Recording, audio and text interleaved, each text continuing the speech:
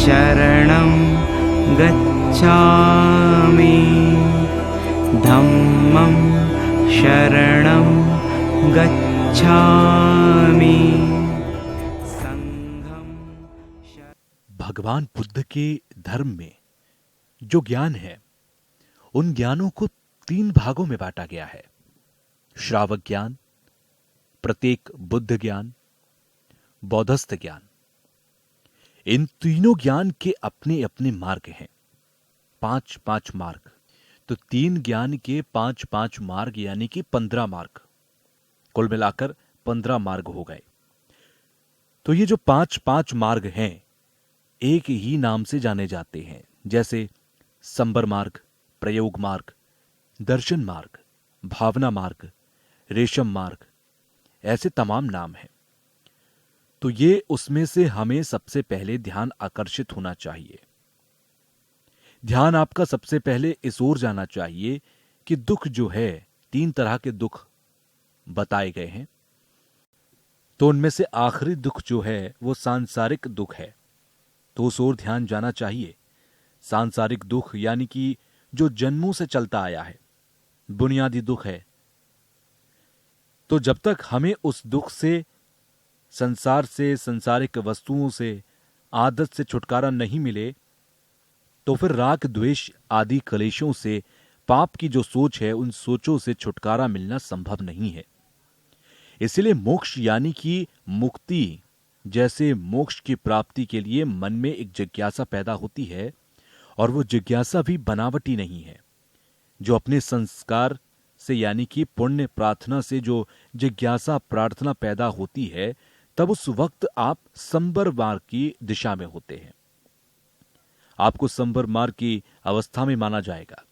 और उसके बाद सीधे तौर पर जो बाधाएं हैं मोक्ष की प्राप्ति के लिए, जब तक हम सीधे तौर पर बाधाओं से छुटकारा नहीं पा लेते, पाप की सोच से अगर छुटकारा नहीं पाएंगे, तब तक शून्यता की ज्ञान की ओर प्राप्ति नहीं हो सकती है। तो शून्यता के लिए ज्ञान की प्राप्ति, शून्यता को जानना, शून्यता को समझना जो है वो प्रज्ञा से ही संभव है। इसीलिए संसार के मार्ग की तरह ना चलते हुए, सांसारिक मार्ग की तरह ना चलते हुए, एक रोजमर्रा की जिंदगी में हम पूजा पाठ आदि जो करते हैं केवल इस जन्म तक ही सीमित रखते हैं, उसमें ना जाते हुए मोक्ष की प्राप्ति की ओर जाते हुए फिर से दुख उत्पन्न ना हो इस मार्ग पर जब जाते हैं, तो सही मायने में वो बुद्ध के 4 सत्यों में से तीसरा जो सत्य है, विनोद जो सत्य है, वहां पहुंच रहा होता है।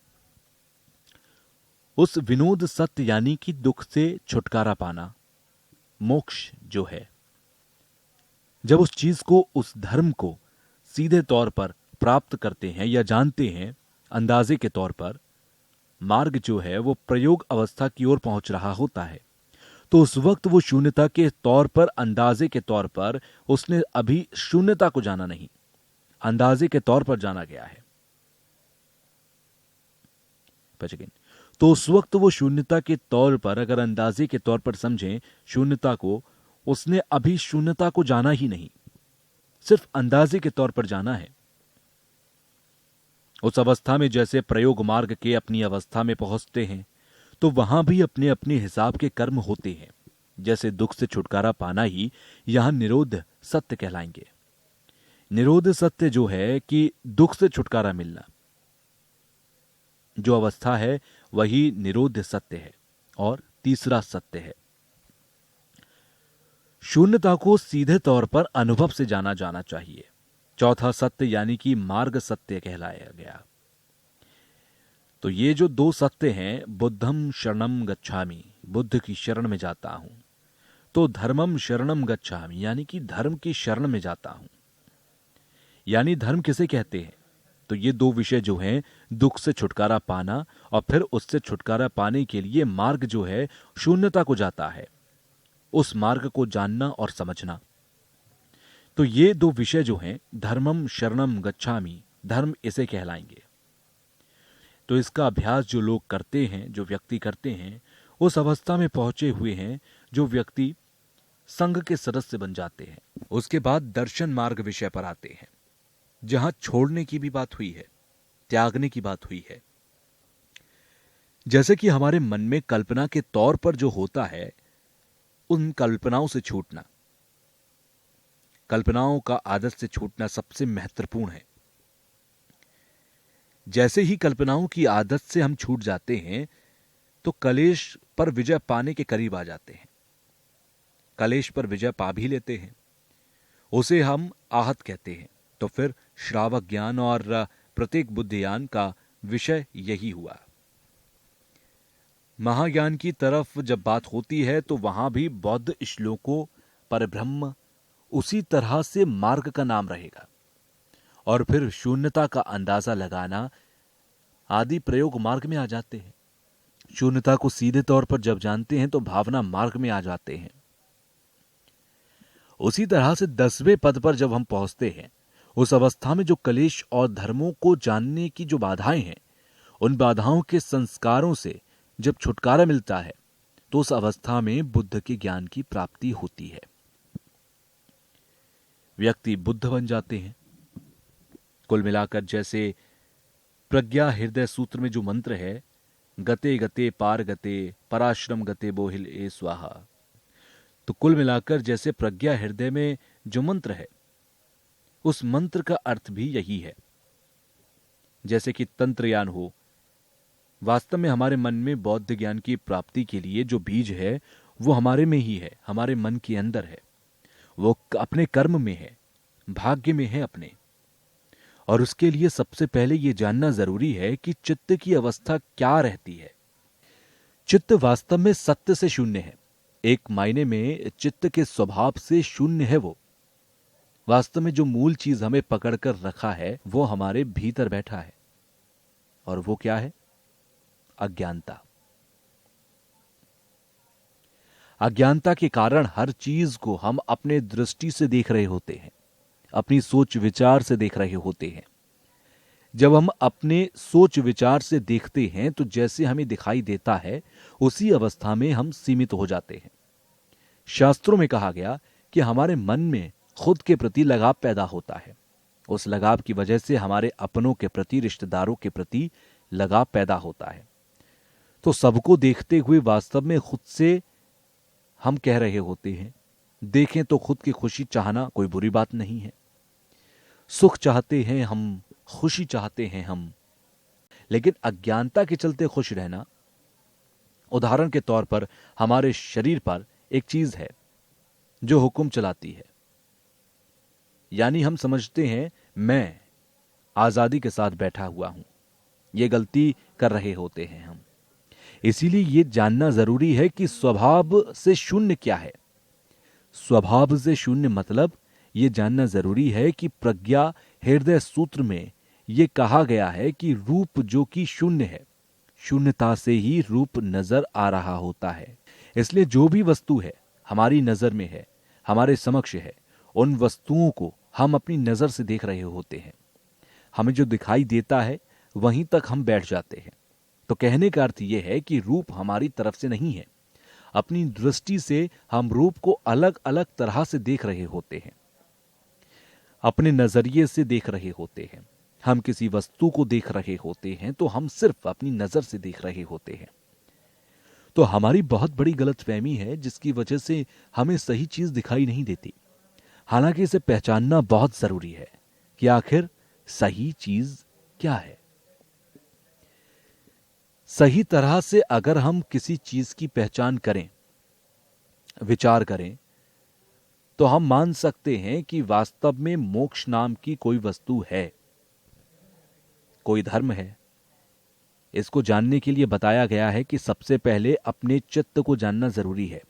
चित्त जो है वो अपने स्वभाव से शून्य है और चित्त के संस्कार हैं, जो कर्म है, उनको जानने की जिज्ञासा रखना ही बौद्ध की प्राप्ति की ओर लेकर जाता है। तो कुल मिलाकर जो चित्त का स्वभाव है, जो चित्त के स्वभाव से दूर है, तब तक हम संसार में हैं। जैसे ही हमें चित्त के बारे में मालूम होना शुरू होता है, हम संसार से छुटकारा पाने लगते हैं, हमें संसार से छुटकारा मिलने लगता है। वैसे तो सोच विचार कर हर वस्तु को देखने की क्षमता हम रखते हैं। हम उस चीज को समझ नहीं पा रहे होते हैं, जैसा कि कर्म और संस्कार से छुटकारा मिलता है, तब जाकर हम बुद्ध की ज्ञान की प्राप्ति करते हैं। यही वजह है कि जैसे कि हम बुद्ध के ज्ञान की बात करते हैं, अवस्था की बात है, 4 काय के नाम से या 5 रखे गए हैं, जहां भगवान की सत्ता के तौर पर वहां उसे प्राप्त करना शुरू होता है और प्राप्त हो भी जाता है। पेज नंबर 12 पर मूल करुणा की भावना से बौद्ध चित्त की भावना करना चाहिए। तो जैसे कि इसमें कहा गया कि पहले मूल करुणा की भावना करने का मतलब आदत में डालना जरूरी है, आभास करना जरूरी है। मतलब बौद्ध चित्त का सभी मायने में आभास कर सकते हैं। आदत नहीं होगी तो संभव नहीं है। महाकरुणा यानी मूल करुणा के सभी प्रेमियों के प्रति मोक्ष की प्राप्ति यानी कि ज्ञान की प्राप्ति की ओर अभ्यास करना और होना चाहिए। सब सुख चाहते हैं, दुख नहीं चाहते, सब बराबर हैं, लेकिन अपनी सोच तक निर्भर हैं। क्योंकि मन में संतुष्ट हो तो मन से संतुष्ट होने के कारण भले ही सामने देश दुनिया घर संसार में कितनी भी गड़बड़ी क्यों ना हो, भले ही व्यवस्थाएं कम हो, लेकिन सोच शांत होने के कारण वो आराम से रह लेते हैं। सोच सही ना होने के कारण भले ही व्यवस्था हो, वो अशांत रहता है, परेशान रहता है। इसलिए दूसरों के प्रति मन में संकल्प रखना खुद के लिए लाभकारी होता है। ये रोजमर्रा की जिंदगी में हमारी बात शामिल हो जानी चाहिए। दूसरों के प्रति कल्याण की भावना रखना, क्योंकि हमारा मूल लक्ष्य बुद्ध की ज्ञान की प्राप्ति होना चाहिए, जिसके लिए अनुभव होना जरूरी है, तभी सही अभ्यास हो सकता है। उदाहरण के तौर पर बड़े विद्यालय के अध्यापक हों तो उन्हें विद्यार्थियों को कुछ सिखाने से पहले विषय से अवगत होना जरूरी होता है। जब तक उनको अनुभव ना हो तो वो क्या सिखाएंगे। सबसे पहले खुद में सुधार लाना जरूरी है। बौद्ध चित्त के ध्यान के लिए पहले बताया गया है, जो वस्तु है संसार में प्रति धर्मों के प्रति अज्ञानता के प्रति और संस्कार जो हैं, जब तक उसे नहीं छोड़ेंगे तब तक बुद्ध के ज्ञान की प्राप्ति संभव नहीं है। बौद्ध चित्त के ध्यान के लिए पहले बताया गया कि जो वस्तु है संसार में दूसरे धर्मों के प्रति अज्ञानता और जो संस्कार हैं, जब तक उसे नहीं छोड़ेंगे तब तक बुद्ध के ज्ञान की प्राप्ति संभव नहीं है। मन में परिवर्तन लाना जरूरी है। कहा गया जैसे मां के हाथ ना हो, अपाहिज हो, अगर उसका बच्चा पानी में बह जाए तो मां क्या करेगी। इसलिए सबको अपने आप में अभ्यास होना, अनुभव होना जरूरी है। कहने का मतलब बौद्ध चित्त के उत्पन्न के लिए शुरू में सबसे पहले प्रार्थना के तौर पर, उसके बाद बौद्ध चित्त में स्वयं को डालना। दूसरी तरह से बौद्ध चित्त को 2 आधार पर देख सकते हैं, भीतर के मन से या बाहर के मन से। ब्रह्मा की दृष्टि से देख सकते हैं। और फिर सभी मायने में बौद्ध चित्त का संकल्प लेना है तो दीक्षा लेना बहुत जरूरी है। आचार्य से, गुरु से दीक्षा लेना महत्वपूर्ण है।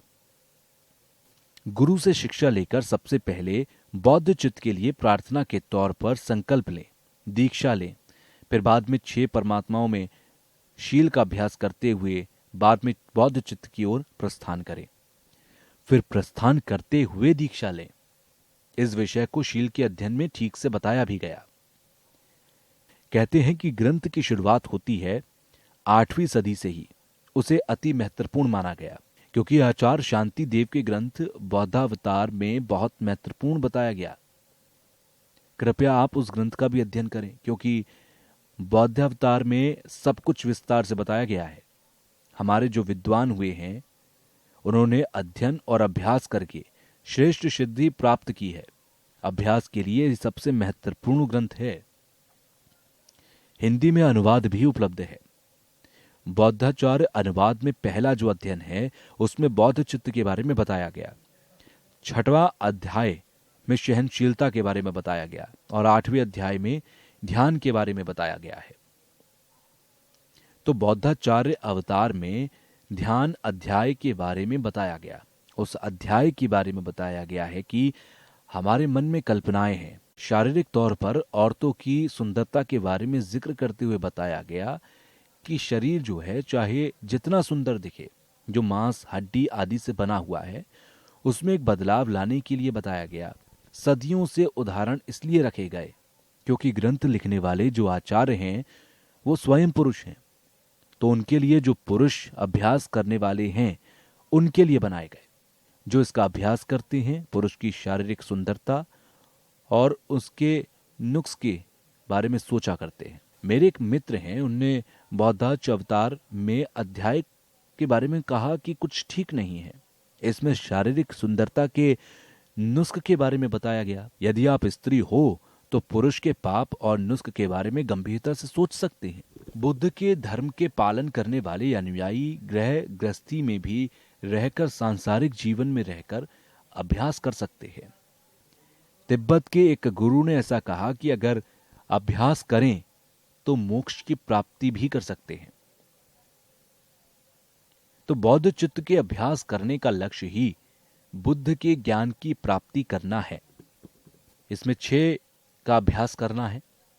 ध्यान के तौर पर क्षमा प्रार्थना पर ध्यान करना, प्रयोग मार्ग के माध्यम से शून्यता को जानने के लिए, ज्ञान प्राप्ति के लिए बिना प्रज्ञा के नहीं ये हो सकता।